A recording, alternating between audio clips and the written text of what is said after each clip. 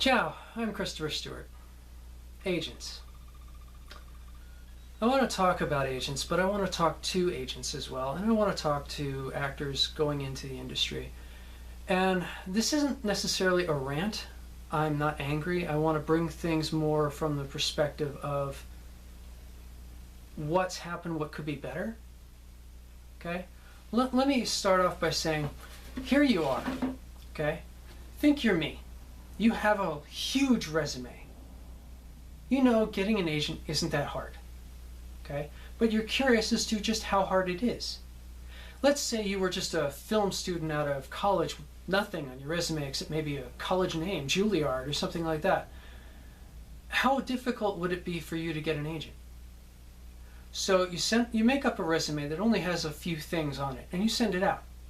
And you wait for responses, and you see what happens. Well, this is what I started with, and I got no responses. So I added a little more into my resume and sent that out and got no responses.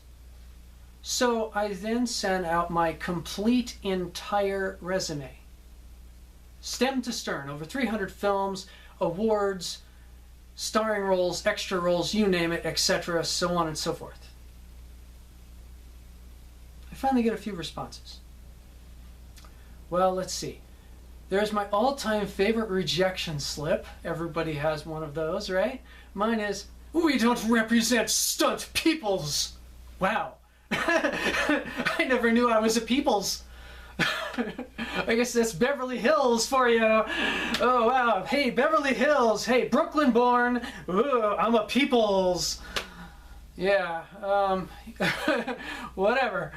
But then you look at it from another perspective, okay? Then you look at what I got for positive responses from agents, okay? I get one response from an agent, no name, no identification. The only way you know what agency sent this is by reading the email address, okay? It says, very short, very quick, "Be in my office, time, day." Received on Monday, be in the office on Wednesday.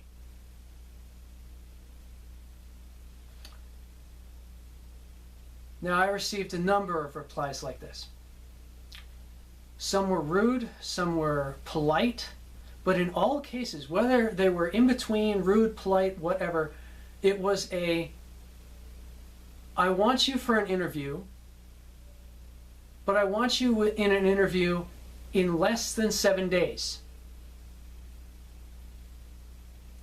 Now, even if you contact this person and say that's not possible, they don't reply to you. You're just either going to be there or you're not. Now, people, I don't know where you're from, but in today's day and age, if you are working an actual job and not unemployed, like most people that send you resumes, then guess what? Their job needs 3 weeks, 4 weeks advance notice before you can get even a day off. So that's the thing. How could we even be there? Okay? I got numerous replies like this. People would sit there and say, "We only handle people in the California area. We only handle people in the Tennessee area. If you're in the such and such area, be there on Tuesday. If you're here, be there on Wednesday." Okay? Now, I don't fault these people for what they do. I look at it and I say, what does this tell me about the agent? It tells me that the agent hasn't read my resume. It tells me that the agent is, "I am the president of a big corporation and I am hiring one role. And I will have over 4,000 applicants, and that is my attitude." Okay. I got one reply from one agent.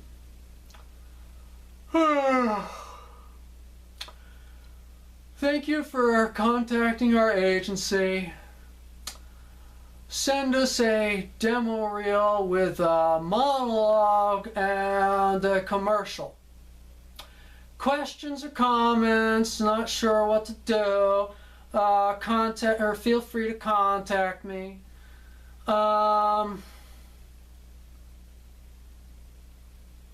enthusiastic does this make anybody feel? Okay? Of all of the above, is that going to make anybody in America get on an airplane? Anybody. Anybody at all. Is that going to make you get on an airplane? Okay? This is the thing. If you're so not interested, why are you even contacting us? Just send a no. Send us what everybody else does, not accepting resumes. I mean, come on. Be interested in the agent, in the world, in your business. Be interested in the applicants. Okay? If I receive any more replies from any agents anywhere in the world that say anything other than actually talking to me, introducing themselves, telling me about them, being interested in my work, saying something like, oh, I've seen that film, you're fantastic. Anything like that, I'm not even going to reply. Okay? I'm just not. Because I have Oscars. If their whole thing is, you're only in this to get an Oscar, to get noticed, I'm sorry, this isn't the whatever year you're from. This is the modern age. We're not trying to create a symbol. We're in it for a career. Okay? I'm not in acting because I want to do something on Saturday. I'm in acting because I want a career that I can spend the rest of my days doing, that I can make enough to live on for the rest of my days, that I can retire and still work, that I can do a job that I love. I'm not in this because you want me to do one film a year. I don't even need an agent to do one film a year. I don't need an agent to do 5 films a year. I can do that by answering callbacks on IMDb or on the British network. Okay? I don't need an agent for that crap. So I don't know where your agents are from, but you need to come into the modern age. Now, I'm not saying this to be down on anybody. I'm saying this to say, this is unacceptable. Okay? We're not some tiny little thing that's doing this because we were born in Beverly Hills and we're bored. Which is another thing. Oh, well, you're not in our country club, so no. Well, we're not in the 1970s either. Okay? I've talked with numerous professional actors all throughout my entire life. Okay? Some, literally, I looked at them and said, how do you get your agent? And they said, well, actually, I got my agent because my father was an actor and I'm actually using my father's agent. Another actor looked at me and said, well, actually, my father goes to the same country club as my agent. My agent made me go to college in order to prove that I could be an actor. And then I went into film. And then he represented me. People, this is the modern age. You can't take that attitude and build an industry. You can't. You just can't. Okay? There's no way to do film that way. And I'll tell you the honest God truth. My greatest dream is to take an Oscar in the United States, to finally have my star in Los Angeles, to finally walk up that pedestal and receive an award in America, and have an agent walk up to me and say, I represent such and such company. I was wondering if I could buy you from your agent, and me looking at them and going, well, since my agent is in London, or since my agent is in Paris, no. I would love that. I would absolutely love that, because it literally shows people that we're not in the 1920s. We're not in the 1970s. We're in today. And we're not putting up with that ever again.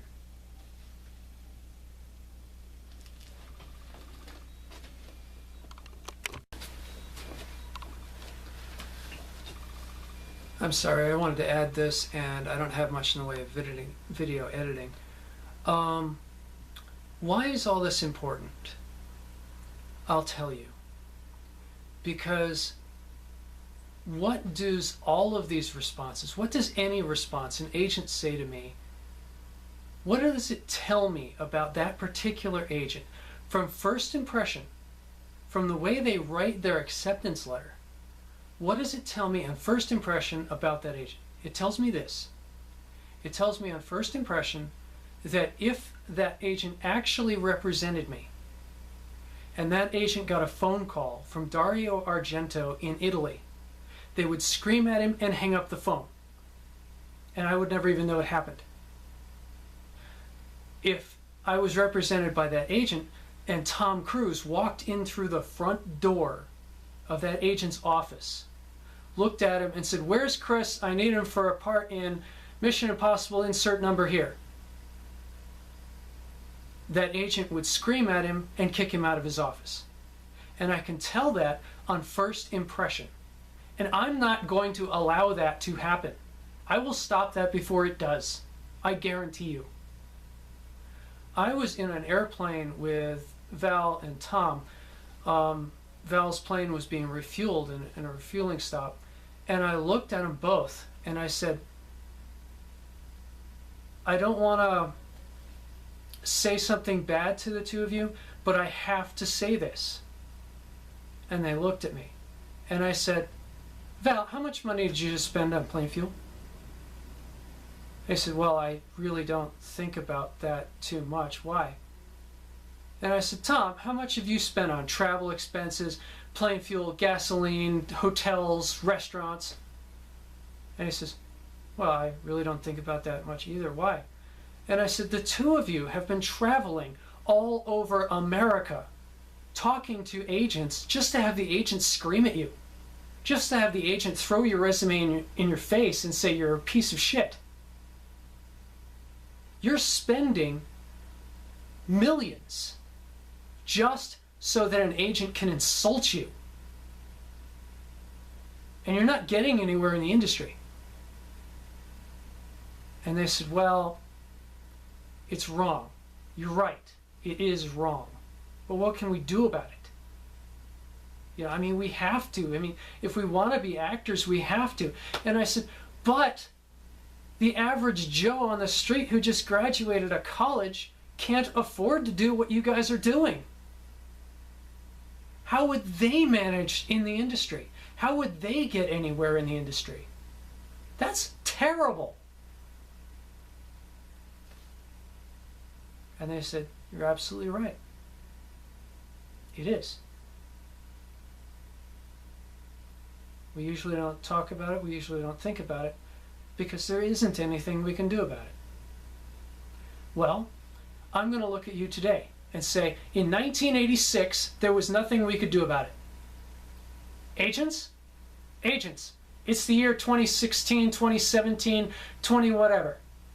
Anybody out there going to stand up and say, I'm going to be an American businessman, I'm going to open an agency, and I'm going to be better than all of the agents who are in their 90s going, why do I need to represent somebody? I'll just retire. You know, there was an agent that I sent a letter to that was listed on SAG's list of agents. It's go to Agent Finder SAG, Screen Actors Guild, find an agent right here, okay? What's the address? The address is for this agency. There you go, there's your letter. What is the response I get? The agency was actually run by my wife. She died 4 years ago. I'm 95. Thanks for reminding me of such a painful memory. Why are we bothering this gentleman? Because SAG's just keeping the list there to keep the list there? Come on, Screen Actors Guild. We have people that need jobs. We have jobs that need to be made. We have films that need to be made. Wake up, smell the coffee.